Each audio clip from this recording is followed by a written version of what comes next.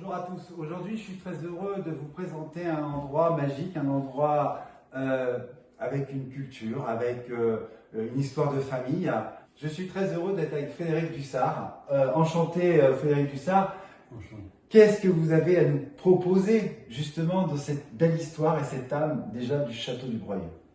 Écoutez Frédéric, ce qu'on a à vous proposer, vous voyez, vous les avez devant vous sur la table. Oui. Donc non seulement on a du Calvados, voilà, c'est le Calvados Château du Breuil, Pays d'Auge, et aussi de même, et depuis récemment, depuis quelques mois, nous avons du rhum. Le rhum.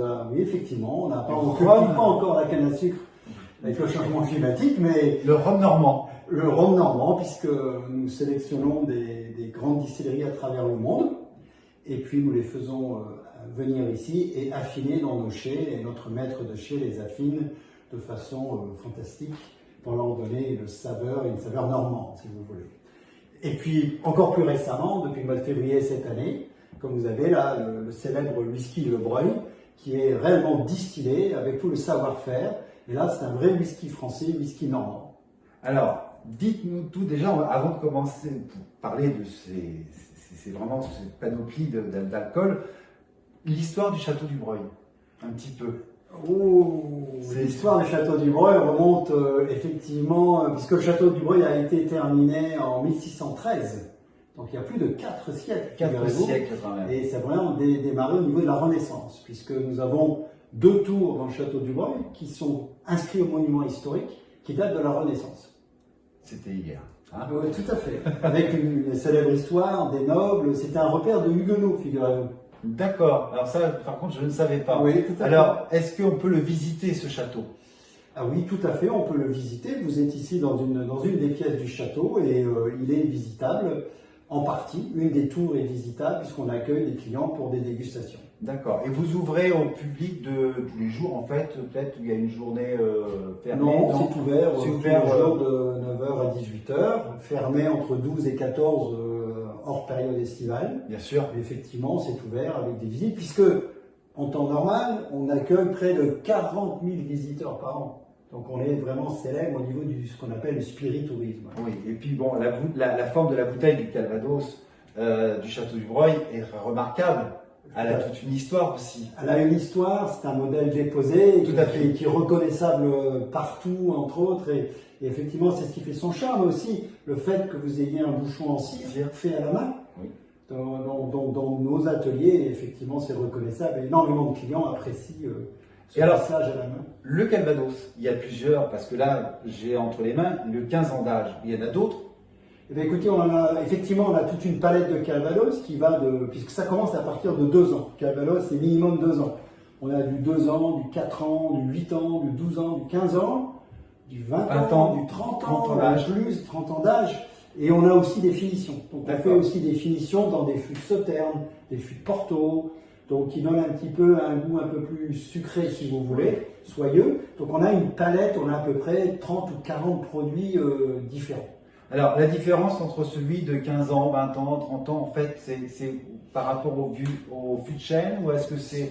Comment ça se passe? Alors, oui, c'est effectivement des fûts, puisque c'est des fûts de chêne français dans le cahier des charges, mais surtout, plus il est jeune, plus vous aurez le goût de la pomme.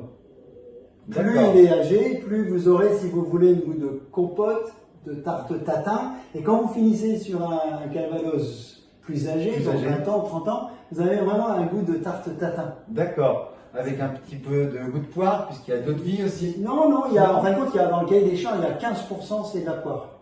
On peut aller jusqu'à 15%. Donc c'est un petit peu plus acidulé, effectivement, et nous on est plus autour de 5-6% de poire, sachant qu'on a nos propres vergers. Tout à fait. J'ai 42 hectares de vergers et 22 000 pommiers. C'est énorme, et tout ça dans les fûts. Ne pas confondre avec le pommeau aussi, que vous faites aussi. Le pommeau aussi, effectivement, qui est un apéritif, un mélange de jus de pomme et de Calvados. Tout à fait. Et qui est très très bien. Et le pommeau, par exemple, pourrait remplacer le Porto dans le melon. Le melon au pommeau, c'est extraordinaire. Tout à fait, et c'est très agréable, c'est bon en bouche, et c'est agréable de sentir, et ça nous réchauffe un peu le cœur de tout ça. Une petite anecdote sur le 15 ans que vous avez là, effectivement, quand vous avez le 15 ans, tous les ans, il y a un grand concours qui s'appelle International World Spirit Contest. D'accord. Tous les ans au mois d'août à Londres, et au mois d'août 2020, D'accord. Il y a 5 brandies Oui, dans le monde tout à fait. qui ont eu 99 sur 100. Ah oui. Et ça rentre dans la catégorie brandy. Et il y en a 4 qui sont étrangers et un seul français. Et c'est le 15 ans d'âge. C'est le 15 ans d'âge. Qui a eu la meilleure note de tous les Calvados, de tous les brandy du monde. Voilà. Donc je voulais simplement souligner la légitimité de notre maître de chez. Ben oui, et puis en plus, c'est peut-être bien bouchonné, mais en tout cas, avec beaucoup de. La cire à l'ancienne. Exactement, tout à fait. C'est quand même agréable, même comme une vieille lettre où on avait encore ce. Ça fait comme un cachet. C'est un cachet. Et ça a le cachet de cette belle bouteille. Alors, maintenant, on va parler justement du rhum. Donc là, ça va faire peu de temps aussi, le rhum. Vous avez ça fait qu'on a commencé à sortir les rhums au mois de juillet l'an dernier. D'accord. Voilà. Pourquoi le rhum en fait?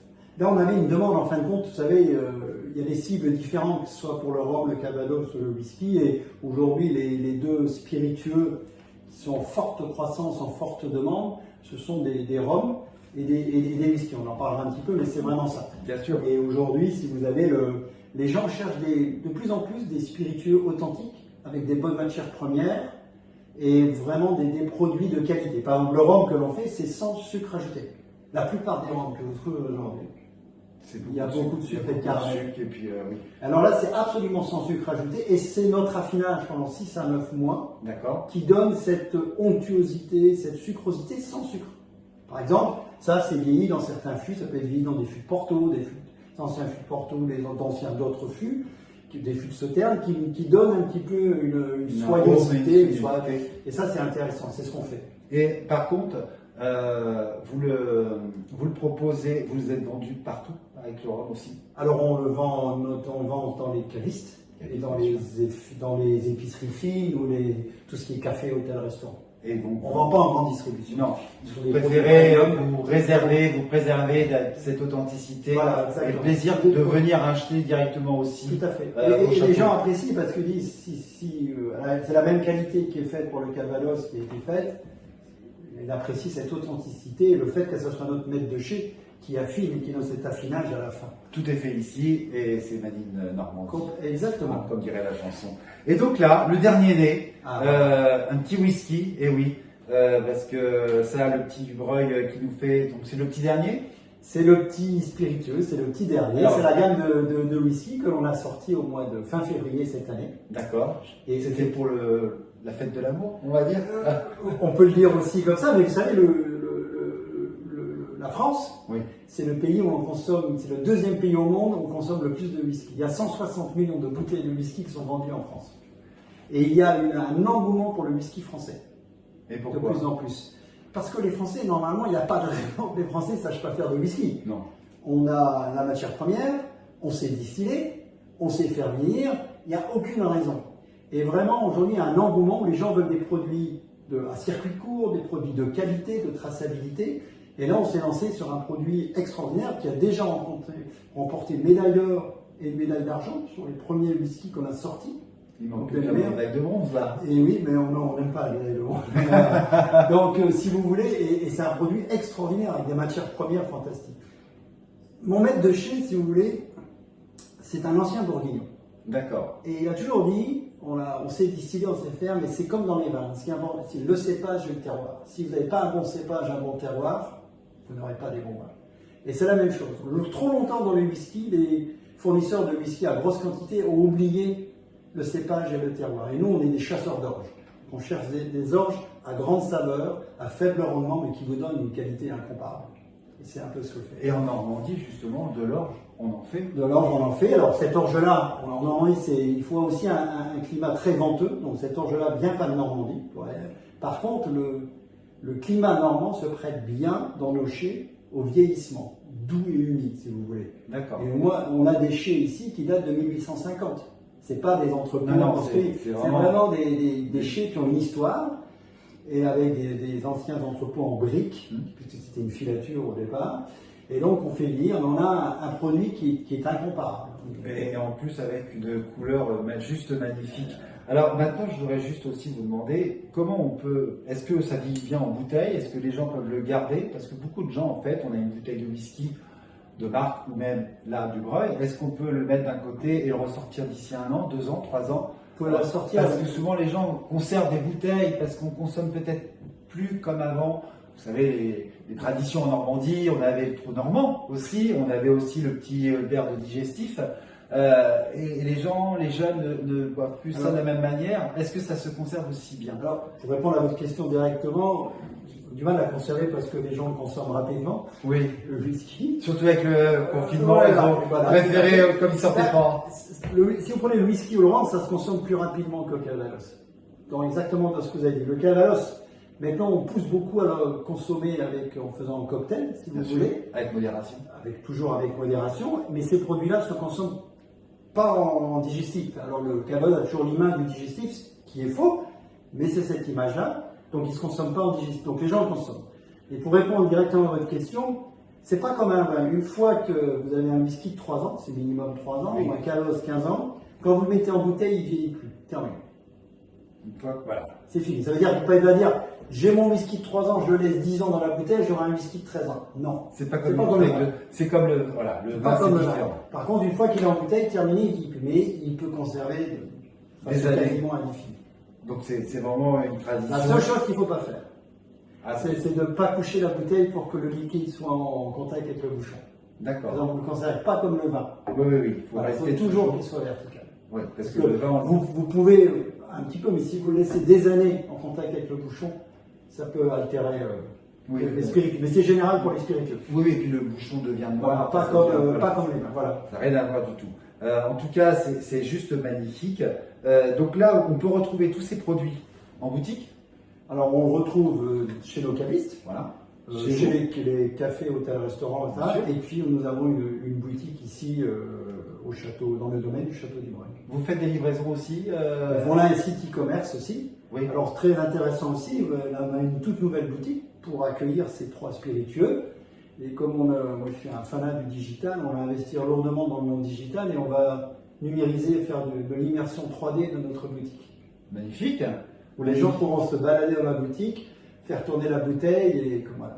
Ça, c'est l'avenir, c'est des beaux projets. Donc ça va bientôt sortir. Au mois de septembre, ça va être opérationnel. Voilà. Donc là, en fait, on n'est pas loin de Cabourg, on n'est pas loin de Deauville, on n'est pas loin de la Côte-Fleurie. On est dans un endroit magnifique. Venez découvrir ce magnifique château et aussi déguster tous ces vins spiritueux qui nous envoûtent. Tout à fait, on a des visites de dégustation extraordinaires. Que Vous avez vu, le parc est extraordinaire. C'est sur rendez-vous? Alors c'est sur rendez-vous, il y a des visites, vous arrivez, vous inscrivez à heure fixe Bien ou sûr. sur rendez-vous quand c'est des visites un peu plus élaborées. Mais on a tout un panel de visites, je vous invite à aller sur notre site internet. Et voilà, donc on a Le site le site châteaudubreuil.fr châteaudubreuil.fr ou laspiriterie.com bientôt, vous allez voir. Et donc, on sera très heureux d'accueillir tout le monde. Eh bien, avec grand plaisir. Juste une dernière question. Je trouve que ça serait dommage parce que beaucoup on mélange un whisky en faisant un whisky vodka ou un rhum orange, cocktail, voilà, oui. ou un cocktail. Est-ce que est-ce qu'on peut le faire? Vous pouvez, non, mais vous pouvez toujours. Mais c'est pour ça, là, pour moi, je laisse libre tout le monde. Je savais, autant faire un cocktail avec des bons produits. Hein. Si vous voulez un whisky coca, j'ai pas l'état d'âme, autant boire avec un bon produit. Exactement. Moi, je laisse. Alors là, je suis absolument pas juge de savoir comment les gens consomment. L'important, c'est de se faire plaisir. Bien sûr. C'est d'apprécier, faire des bons partages entre amis. Voilà ce qu'il faut faire. Et surtout, avec modération. Avec modération. C'est très important avec modération. En tout cas, avec grand plaisir de nous retrouver. Je vous souhaite une très bonne journée, une très belle soirée. Et Jenny, si tu es d'accord, viens nous voir justement au Château du Breuil pour des magnifiques soirées que tu nous as toujours données. Merci encore. À bientôt. Ciao, ciao.